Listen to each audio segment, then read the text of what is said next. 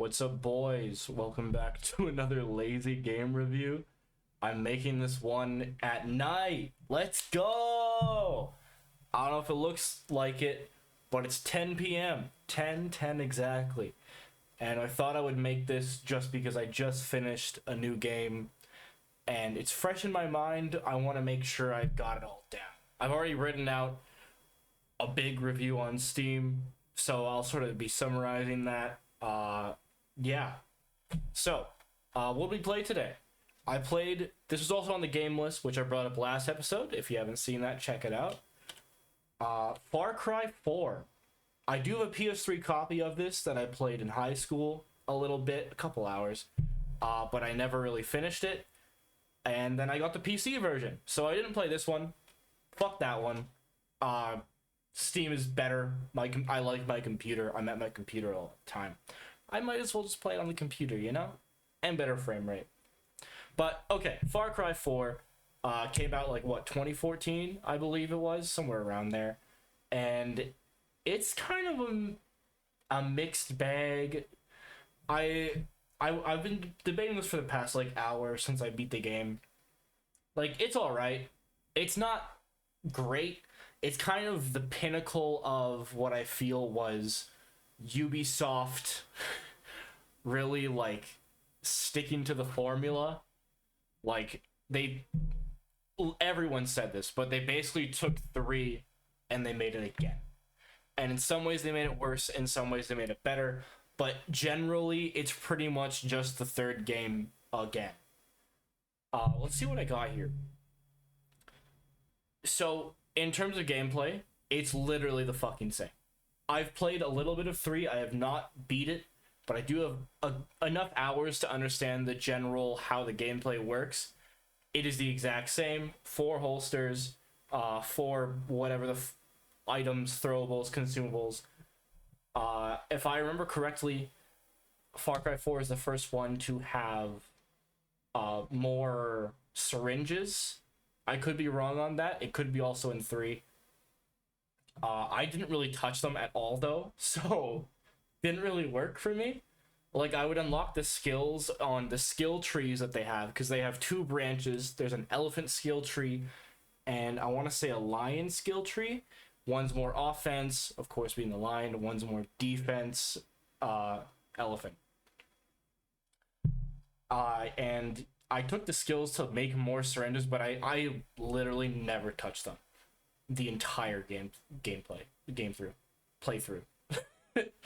Like, I used the health one, and how you can, like, craft health syringes by combining these 2 plants together, and then you get health, so when you need it you just but the other ones, like, I know there's like a swimming one, there's one where you take double damage but deal double damage, there's 2 others.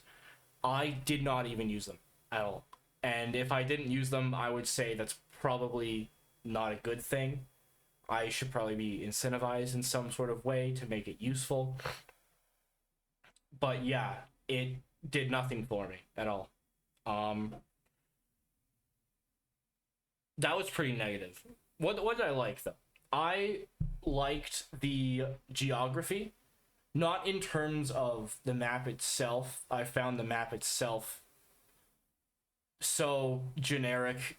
It looked the exact same everywhere. Like, there's 2 large sections. There's a south section and the north section of the map, and it's like a whole big thing when you unlock the north. But in reality, the north looks the exact same. I could not find a single difference. Often, after doing a mission, it would teleport you to, like, a nearby village or wherever. I never knew what village I was in. I always had to check the map to find out what village I was in. So I would say that's another failure on the game.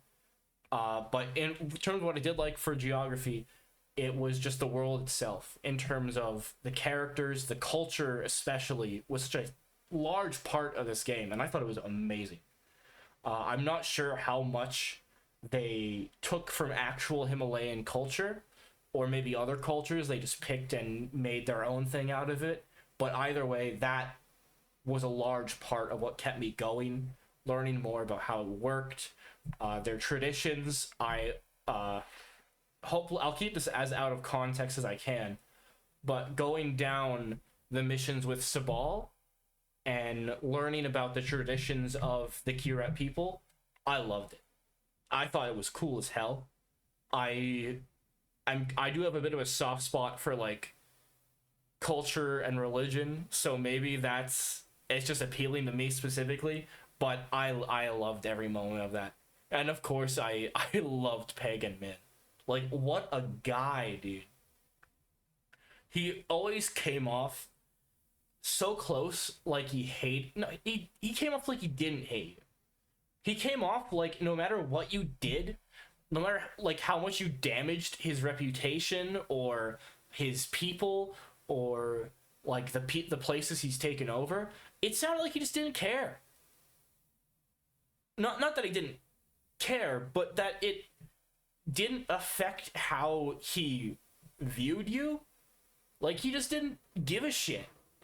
I could fucking like near the end of the game, you destroy a big thing, something that is very, like, in a metaphorical sense, close to him. And he just kind of blew it off. Like, he got mad for a second, and then he was like, whatever, man. Like, and even at the ending, with that whole thing, which I won't go into, of course, I was like, why is this guy not, like, immediately me in the face right now? It was so weird. But I think it was a good decision in the end. I think it made the game much more interesting. What are they doing? My cats are looking at the light that I put over there to help the lighting a little bit.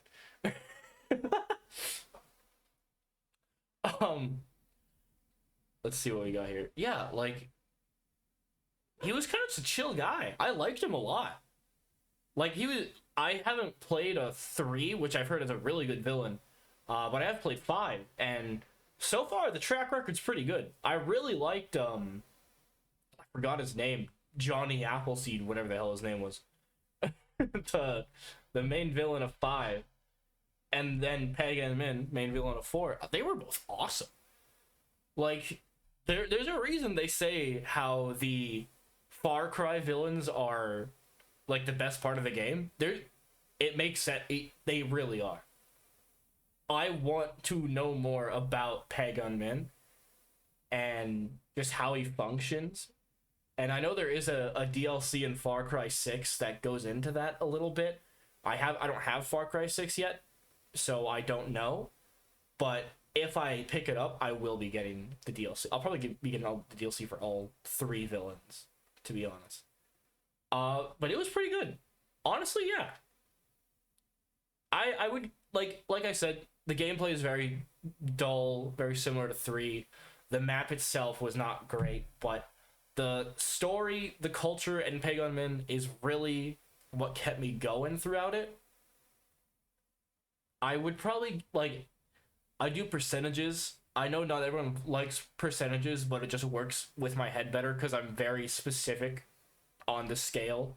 I would give it, like, a 67%, I think. I think that's about where I fall under.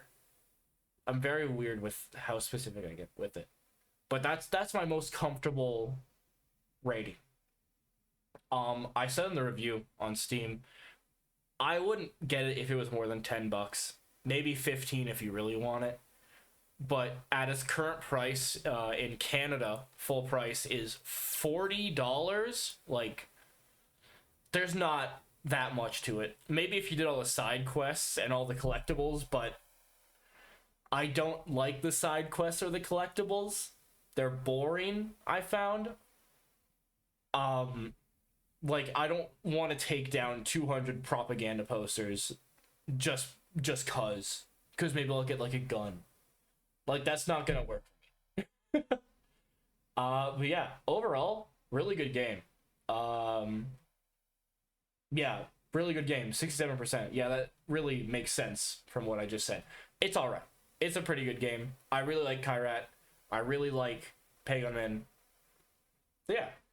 Make sure to subscribe. That's all I have to say. All right, bye.